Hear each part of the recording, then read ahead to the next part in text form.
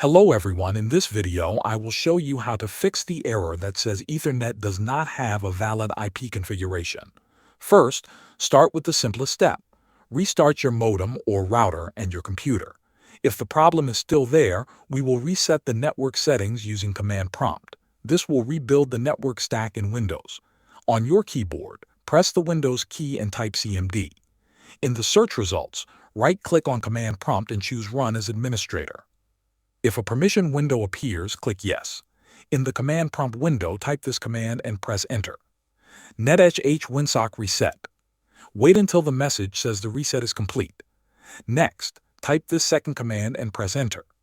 NetSH INT IP Reset. This command resets the IP settings used by your network adapter. When both commands are finished, close the command prompt window and restart your computer one more time. In most cases, this fixes the problem. Thanks for watching.